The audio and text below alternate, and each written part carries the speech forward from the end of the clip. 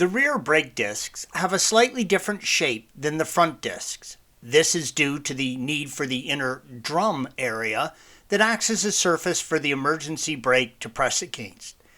While the 911 has disc brakes at all wheels, the rear parking brake mechanism is most similar to a drum brake system. Before you remove your brake discs, it is important to first measure them to see if they need to be replaced. Use a micrometer to perform the measurement. If you use a dial caliper, then you might get a false reading because the discs wear on an area where the pads make contact, not on the edge of the disc. Make sure you take several measurements in order to compensate for potential low and high spots on the disc. You'll need to remove the caliper to change the disc. Removal of the caliper is accomplished by unbolting the two 19mm bolts that hold it to the arm. The caliper can be pushed out of the way and doesn't need to be physically disconnected from the brake lines. Be careful not to bend the solid brake lines.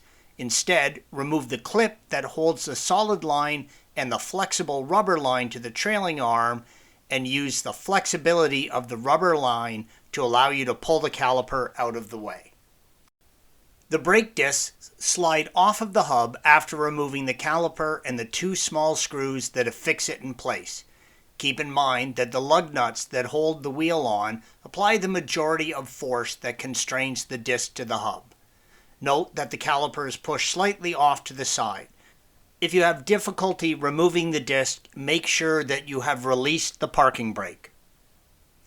The new disc should just slip right on. If it's not, you haven't released the parking brake enough, or the shoes are interfering with it going on. Never hit the disc with anything metal, and do not get any dirt, debris, anti-seize, etc. on your disc. Thanks for watching. Be sure to subscribe to our channel and check out another video in this series.